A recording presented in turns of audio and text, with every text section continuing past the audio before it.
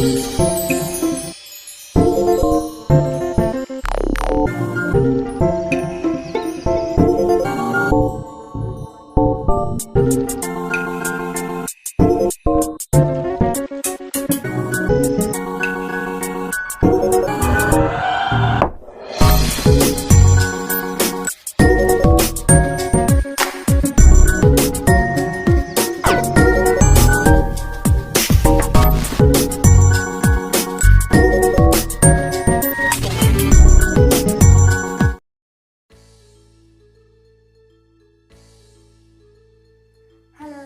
Assalamualaikum warahmatullahi wabarakatuh. Kembali lagi dengan saya, Ayu Utari, dengan NIM A1E118058. Saya dari Bimbingan dan Konseling dari Universitas Jambi. Nah, kali ini saya akan membuat video, yaitu tentang model pembelajaran.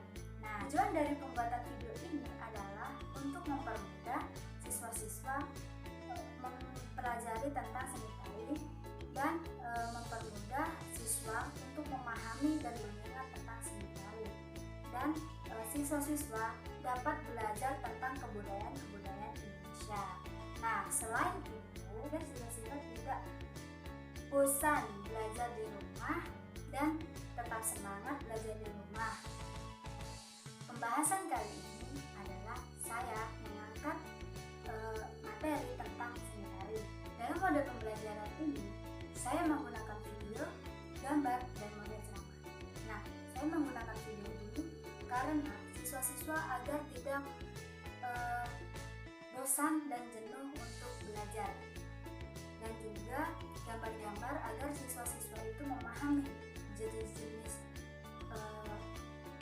seni tari, unsur-unsur seni tari, tujuan seni tari itu untuk apa, dan seni tari itu sendiri. Tujuan dari pembelajaran ini adalah agar siswa dapat memahami, agar siswa dapat mengingat dengan mudah tentang seni tari, dan siswa tidak merasa bosan dan jenuh untuk belajar di rumah. Nah, jadi buat kalian, walaupun kalian di rumah, kalian bisa memanfaatkan Android kalian untuk belajar agar tidak bosan di rumah dan tidak bosan untuk belajar.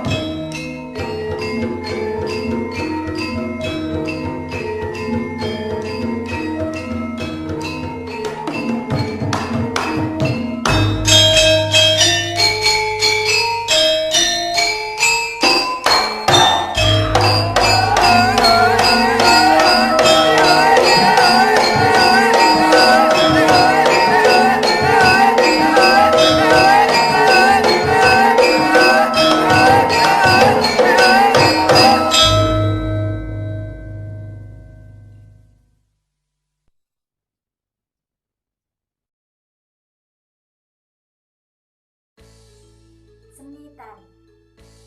Apa sih yang dimaksud dengan seni tari?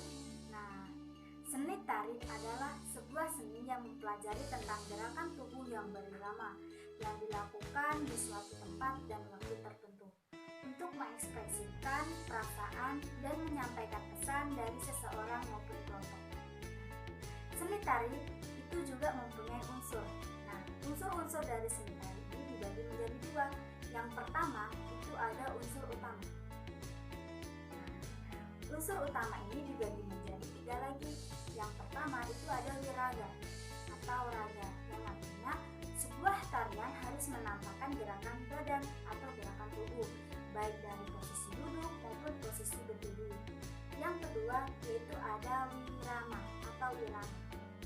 Nah, wirama ini adalah sebuah tarian yang menyatukan dari gerakan tubuh dengan musik pengiringnya, baik dari tempo atau iramanya. Nah, yang ketiga itu ada wirasa. Wirasa atau rasa adalah sebuah seni tari yang menyampaikan tentang perasaan dalam jiwa, baik dari tarian, gerakan, dan ekspresi penarinya. Itu adalah unsur-unsur seni tari. Nah, selanjutnya yaitu ada unsur pendukung seni tari. Nah, unsur pendukung seni tari ini dibagi menjadi 4. Yang pertama ada ragam gerak. Nah, ragam gerak ini adalah tarian akan terlihat indah apabila anggota tubuh itu berkolaborasi, bukan dari sekedar tangan dan kaki, melainkan dari ekspresi wajah dan lirikan matanya itu akan menambah daya tarik tersendiri. Yang kedua itu ada ragam iringan. Nah, seni tari akan dapat dinikmati apabila iringan dengan musik yang ritmis dan cocok dengan tarinya, sehingga akan menimbulkan paduan yang cocok antara gerakan dengan musik. Nah, yang ketiga itu ada rias dan kostum. Rias dan kostum. Tanpa rias dan kostum, seni tari tidak akan terlihat indah atau hambar. Nah, tidak bermakna dan tidak enak untuk ditonton. Jadi, rias dan kostum ini sangat berpengaruh terhadap seni tari. Yang keempat itu ada pola lantai. Pola lantai adalah sebuah seni tari akan terlihat berseni dan akan terlihat lebih indah apabila sang penari ini tidak hanya berdiri di satu titik, tetapi penari harus menguasai panggung, yaitu menyesuaikan dengan penonton dan menyesuaikan dengan tempatnya. Seni tari tidak hanya memiliki unsur-unsur seni tari loh, tetapi seni tari juga memiliki jenis-jenis seni tari. Apa aja sih jenis-jenis dari seni tari? Nah, jenis-jenis seni tari ini dibagi menjadi dua. Yang pertama itu ada berdasarkan jumlah. Nah, seni tari yang berdasarkan jumlah ini dibagi lagi menjadi 3. Yang pertama itu ada tari tunggal atau solo. Nah, tari tunggal ini adalah tari yang dibawakan oleh satu penari, baik dari perempuan maupun laki-laki. Nah, contohnya itu tari Gatot Kaca dari Jawa Tengah. Yang kedua itu ada tari berpasangan. Tari berpasangan ini dibawakan oleh dua orang, baik dari laki-laki dengan laki-laki, perempuan dengan perempuan, maupun laki-laki dengan perempuan. Nah, seni tari ini contohnya adalah tari topeng. Yang ketiga itu ada tari berkelompok. Nah, tari berkelompok ini dibawakan oleh banyak orang atau berkelompok, baik dari laki-laki semua, perempuan semua, atau campur laki-laki dengan perempuan. Contoh dari tari berkelompok ini ada tari Saman dari Aceh. Yang selanjutnya itu ada tari berdasarkan genre atau aliran. Nah, tari yang berdasarkan genre atau aliran ini dibedakan lagi menjadi tiga. Yang pertama itu ada tari tradisional. Tari tradisional ini adalah tari yang dikembangkan atau yang diwariskan dari masa ke masa, sejak dahulu hingga sekarang, yang menjadi sebuah budaya di suatu daerah. Nah, tari tradisional ini ada unsur nilai, unsur filosofi, unsur simbol, dan unsur religius. Tari tradisional ini dibagi menjadi dua. Yang pertama ada tari tradisional klasik. Tari tradisional klasik ini dikembangkan oleh bangsawan istana atau keraton. Contohnya tari Daya Srimpi dari Jawa Tengah dan tari yang dari Bali. Nah, selanjutnya itu ada tari tradisional kerakyatan.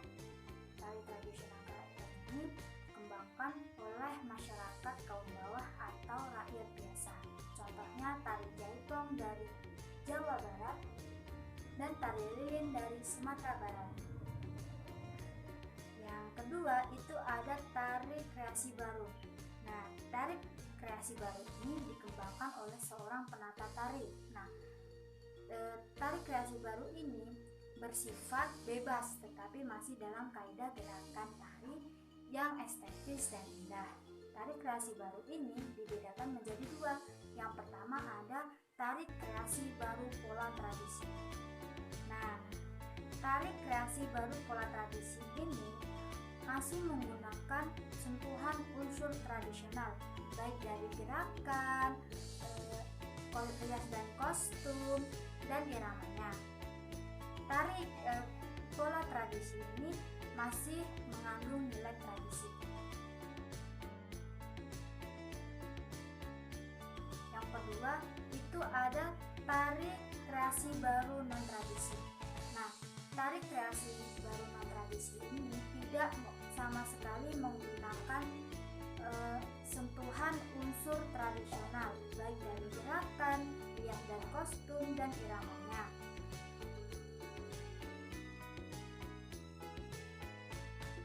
Yang ketiga itu ada tari kontemporer. Nah, tari kontemporer ini adalah tari yang menggunakan gerakan-gerakan yang mengandung simbolik, unik, dan pesan-pesan tertentu.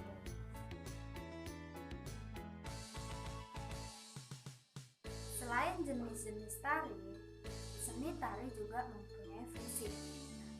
Fungsi seni tari ini dibedakan menjadi 5.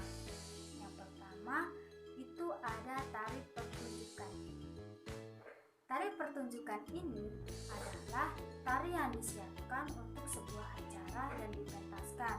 Nah, tari ini menonjolkan dari sisi koreografi, artistik, dari ide yang matang dan persiapan yang matang, sehingga tarian tersebut akan terlihat indah dan menarik.